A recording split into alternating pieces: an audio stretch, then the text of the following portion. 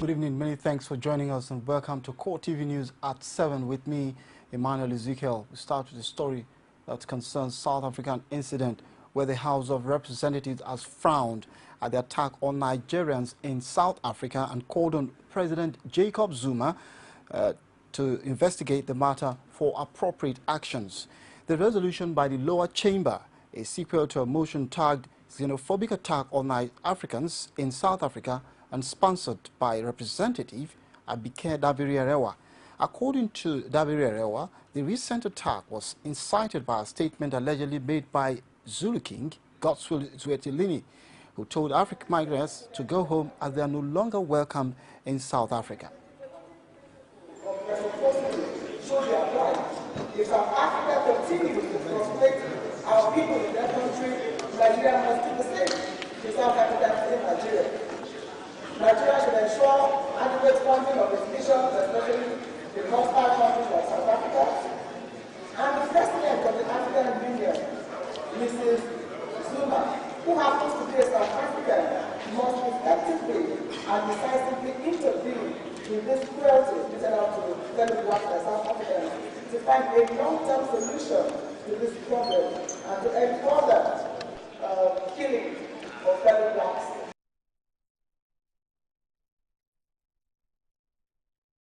Away from that now, air traffic controllers across the country Thursday shut down the nation's airspace for some hours and draw the attention of the authorities to poor air navigation equipment.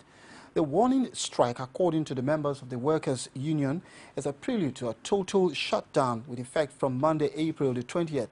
In Abuja, there was no outward domestic flights throughout the morning, but airport sources told CoreTV News that international flights were allowed to land and take off.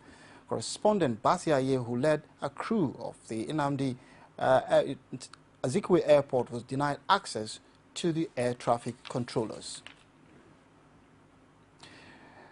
Meanwhile, Lagos State Commissioner of Police Kayode Aderonti has said the police have arrested Mary Akinloye, the 23-year-old nanny who kidnapped 3 children in Surulere area of Lagos State.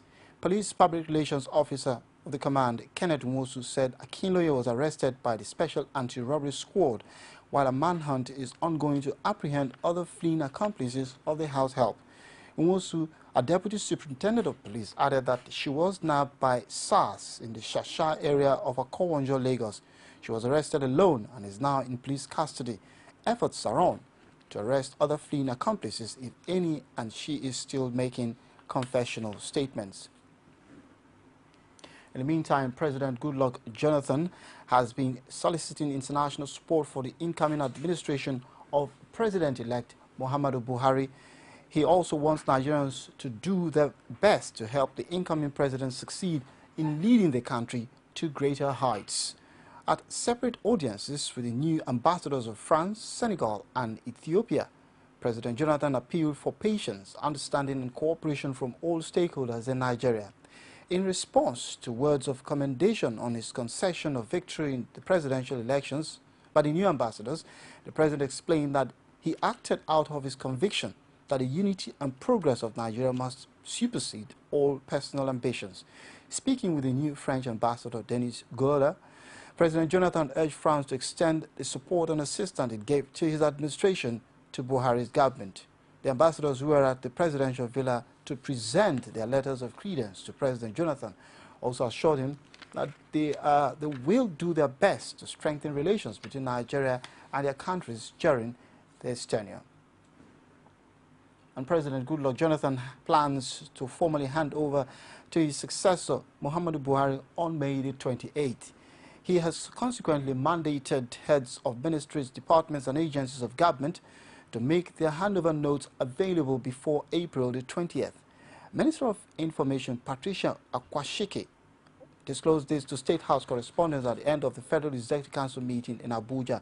She added that already 2 committees are headed by Vice President Namadi Sambo and Secretary to the Government of the Federation, Ayim Pius Ayim, are already making arrangements for a hitch-free transition. You know, we are already in transition, so there is very little to report. What we discussed with the President in Council is he emphasized on the need for all MDGs and government parastatals and department agencies to submit their handing over notes to the office of the SGF by the 20th. That is next Monday. So we are going to be very busy this weekend putting our notes, handing over notes together. The president also emphasized that he would require another little briefing from all MDGs to indicate inherited projects, how far it has been executed, and initiated projects by his administration, and the level of completion, whether completed or ongoing or abandoned. So that was it at the Executive Council. We discussed other issues, but we are particularly paying attention to the transition, how we would make it effective. As you are all aware, we have a transitional committee already set up by the president, headed by the vice president. Other than that, we also have an inaugural committee that is headed by the SGF. So everything we are doing towards achieving a smooth transition, getting all our notes together. By the 28th of this month, the president intends to have the formal handing over done at a dinner, so that we can reserve the 29th for the incoming. By the 28th, we expect to have concluded everything about governance, and we're welcoming the incoming government by the 29th. Also, you know that 29th is our Democracy Day, so we have activities lined up all through that week, showcasing what we have achieved and all other things we do normally on our Democracy Day, except that this year is special with the inauguration of our new president that is coming up on the 29th. Now we move to Constitution Review, where the Senate is said to be demanding the original copy of the Constitutional Amendment Bill President Goodluck Jonathan decided against signing into law. This, it says, will enable members of the Constitution Review Committee take a decision on the president's stance. Deputy Senate President Ike Ekweremadu said at Thursday's plenary that President Jonathan failed to return the copy that contained the signature page. His position was backed by many senators who say they do not understand why the president withheld assent to a bill that cost the National Assembly time and money.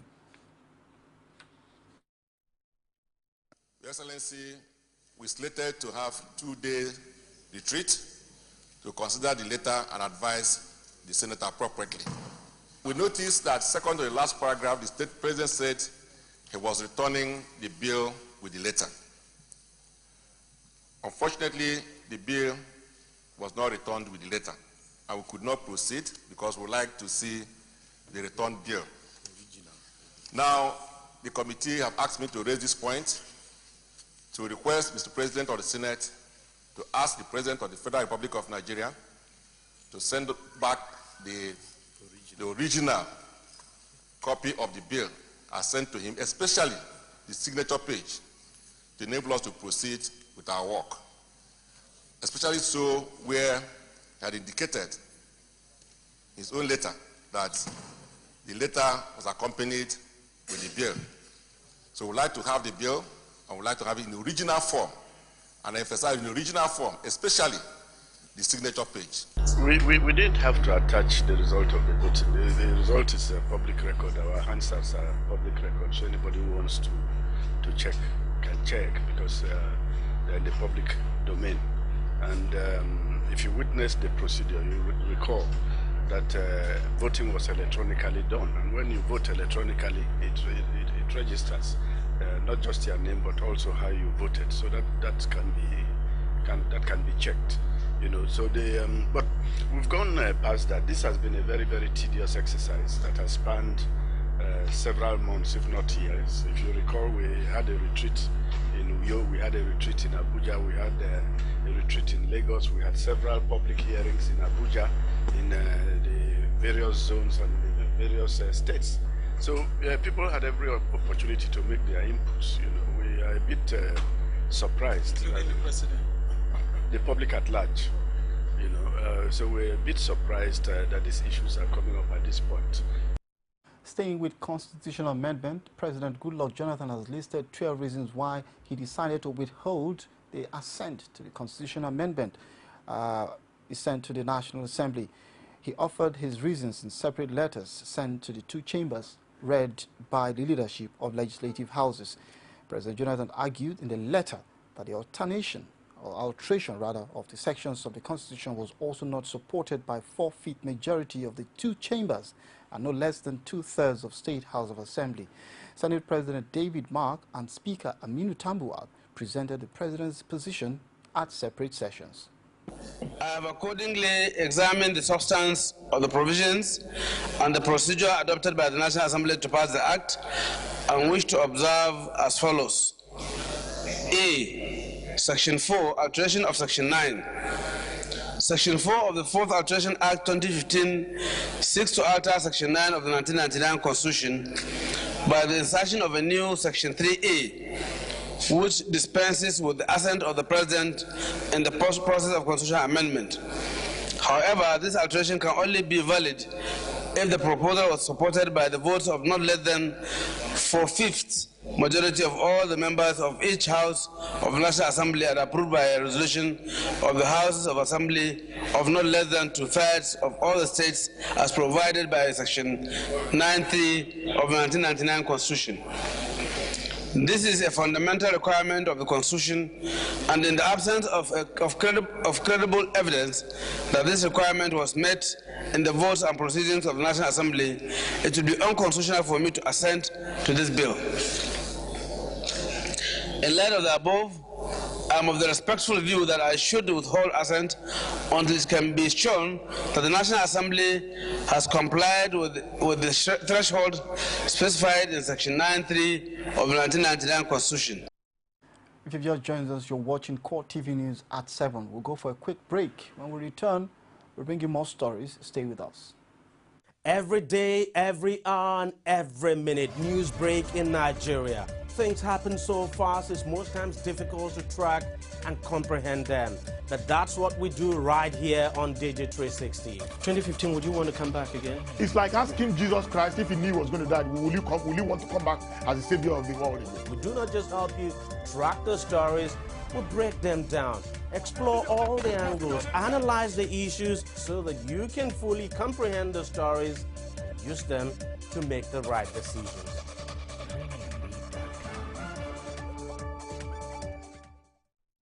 Welcome back. Well, you can reach us on our following social media platform to track our stories: the Facebook, facebook.com/CoreTV News, or our Twitter handle at CoreTV News NG. And of course, you can also check in our YouTube channel, youtube.com/CoreTV, leave a space, and then news. Now to Imo State. Following the ongoing heat in Imo State ever since election was declared inconclusive, the APC, who had been singing in the general public that their #1 opponent in the state, Rec. Gabriel Ada, has finally come up with factual proof. However, the party chieftains at a press briefing has accused the Imo State Rec for being partisan, and as such, he is not credible enough to be saddled with such responsibility. We have continued to test, screen, and the number has now reduced. Because, you see, if he had his way, he will make it 300,000. So that he will have an opportunity of announcing the candidate of PDP elected without due process. But because we know these plans, we continue to scrutinize the process, make complaints, conduct investigations. With the fact that PVC collection figures in the state has been on the increasing side without proof to show where they are going and to who is collecting them, the APC said they have lost confidence in the system. That PVC could be collected before the supplementary elections, as said by the state rec was also not true. Before the election, the total number of PVC registered in Isiowere Ward 1, Isiowere Hall 1 is 593. PVC collected is 426. But now, PVC collected is 1,657. You see, the PVC collected is more than the PVC registered. The second one is Umuibu Hall. In Umuibu Hall, the total number of registration is 254. PVC collected is 220. But now the total number of PVC collected is 1,000. How? Is the total number of PVC collected more than the total number of PVC registered? So we are actually worried of this number, the way the numbers are coming up. So the REC need to go back and consult with their EUs to actually tell the public the total number of PVC registered and the total number of PVC collected, so that these things will be clear. They have called on INEC Chairman Tahiru Jega to beam his searchlight on Imo State and called on the resident electoral commissioner to stop his plot of bringing them out of seat. The Independent National Electoral Commission, INEC in Ekiti State, has presented certificates of return to duly elected senators and House of Assembly representatives. INEC, however, laments the high cost of electioneering period while calling for sensitization of the system. The newly elected PDP lawmakers, on their part, highlighted the challenges of being in the opposition party but vow to surmount the problems. Our correspondent Rashid has more.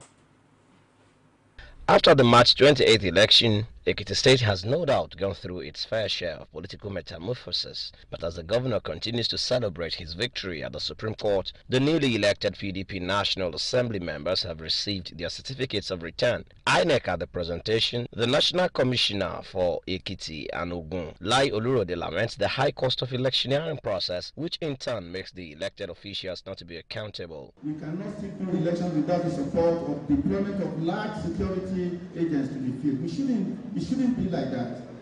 We have witnessed monitored elections in Ghana, we have been to Kenya, we have been to smaller African countries. You can hardly notice the presence of security agents. The cost of doing election in this country is quite huge compared to what the cost is in other African countries. You know how much you have spent. It shouldn't be. In America, America is one of the richest, if not the richest country in the world. America does not spend as much as an average legislator spends in the course of electioneering in this country. And you have to recoup back this money. Where are you going to get it back? It has to be from the public purse. So therefore, the less the money that is spent on electioneering, the better for the country. Although clearing all seats at the National Assembly in the state, the PDP will be minority members in the Senate, being for the first time to be in the opposition. They, however, reeled out their plans. The beauty of democracy is that you must network and you must be able to put your better foot forward. And that's what we're going to do. Because in the Senate, the ruling party does not also command the two-thirds majority in both chambers. So they will need us to pass any major bill that is coming. Don't forget that in that Senate is the Senate President, who has been Senate President for 4 terms, and also the Deputy Senate President. That is major experience. And such people can network easily.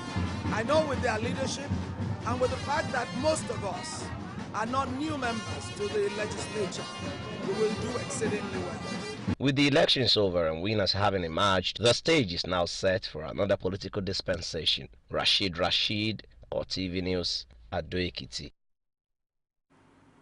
Our next story takes us to Kano State, where Governor-elect Nasir El-Rufai has assured residents of the state of major development strides under his watch.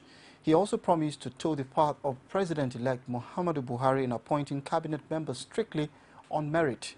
The former FCT minister made a pledge shortly after receiving his certificate of return from the Independent National Electoral Commission alongside other victorious politicians in the state. Amina Nevi has all the details in this report as presented from our studios. This was the scene at the INEC Secretariat in Kano State when the governor-elect showed up to collect his certificates of return. All 3 senators-elect and their House of Representatives counterparts also turned up for the same reason. With smiles on their faces and jubilation among their supporters, El Rufai and his deputy promised to deliver on their party's program. Agreed plans for transition because we have to ensure that the machinery of government does not slow because of the impending change in party and politician. So that's the first order of business. We'll announce our transition team within the next day or two, and our hope is that they will begin to interface with the state government. Among the victorious team at the INEC office is a fourth-time member House of Representative Garba Dati. He promised to impact positively on the lives of his constituents. I would like to extend my gratitude, particularly to my constituents, for reposing confidence in me for the fourth time, 3 times in the National Assembly, once at the state level.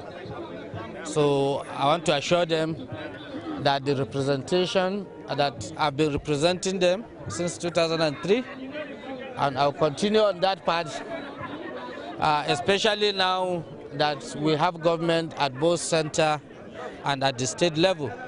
Suleiman Hunkui, who defeated incumbent senator and former Kano State Governor Ahmed Makafi, also collected the certificate of return alongside others. In the last 16 years has been known to be theater of sleepy and boring people. It has also been known to be a solace for choristers, ex-governors, and political pensioners. This time around is going to be different because we come from a constituency, the constituency of activism. I'm going there to represent the interests of my people and to ensure that Senate perform its function as an independent organ of government, established and institutionalized to perform oversight functions. We are not going to be a congregation of sycophants and yes-men. We are going there to scrutinize each and every policy of government and to also ensure that every bill that is about to be passed is passed on its own merit. At least we have now set a new stage for a new Nigeria. We want to do our best to ensure that Nigeria once again has been rebuilt in such a manner that everybody will feel happy that he's in it. Aside from taking over the Kano State Government House, the All Progressive Congress provided 2 out of the 3 senators elect and virtually all members elect in the House of Representatives. If you just tuned in, you're watching CoreTV News at 7. Now we go for a quick break. When we return in news outside Nigeria, we bring a story where South Koreans are remembering 304 people who died in a ferry disaster a year ago. Stay with us. You can now watch CoreTV News live from anywhere in the world on our website www.coretvnews.com. Click on Live TV on our website and watch us live. And welcome to CoreTV Primetime News. To follow us on Twitter, click on Twitter icon on our website. On Facebook, click on the Facebook and YouTube to see all our previous news production. You can also watch us live on YouTube. Click CoreTV, leave a space, then news. CoreTV News, a 24-hour news station. Welcome back. Now straight to news outside Nigeria. South Korea's president has promised to raise the Sewol ferry as the nation marks a year since the disaster. A total of 304 people, mostly school students, were killed when the ship, overloaded and illegally redesigned, sank off Jindo Island. The disaster triggered nationwide grief and outrage and led to severe criticism of safety standards and rescue efforts. Divers have recovered all but 9 of the bodies, and relatives say the ship must be raised so more remains can be found. And with that story, we conclude CoreTV News at 7. Well, in the next half hour, reporters will be coming up, and of course, 9:45 will be primetime news here on CoreTV. My name is Emmanuel Ezekiel, and many thanks for watching.